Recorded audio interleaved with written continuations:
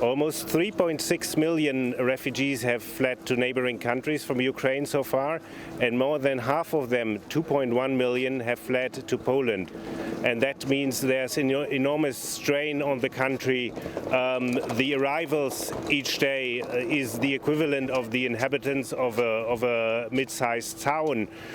We had figures almost up to 100,000. Now it has decreased a bit, but we don't really know what will happen. The arrivals may go up again, and there are big humanitarian needs in the country.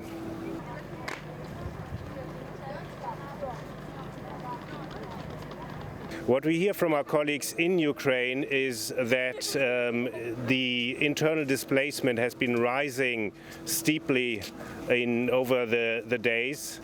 And for instance, in Western Ukraine, where most of my colleagues have access to displaced populations, there are hundreds of thousands in the cities primarily. So UNHCR is shipping urgently needed relief items, mattresses, warm blankets, tarpaulins to fix buildings to Ukraine, but the needs are far higher. The needs are far above what humanitarian assistance can cover so far, and a lot of support is given by the cities and by local communities. Dzień dobry. Dobry dzień.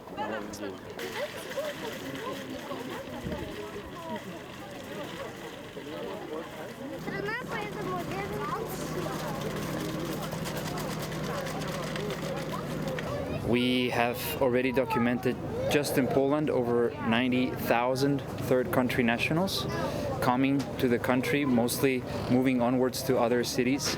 In Poland, the majority don't stay in these facilities at these reception points.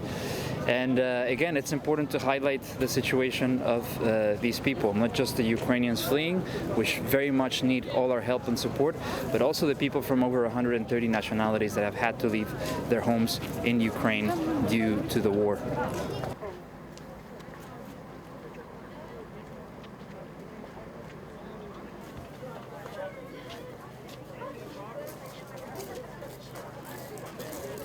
So far, not only in Poland, but in other neighboring countries, there has been over 187,000 third country nationals that have had to flee Ukraine due to the war. So the situation is not going to improve anytime soon, unfortunately. And even when the war ends, people that have had to leave their homes will need all our help and support, because the situation back home won't change overnight.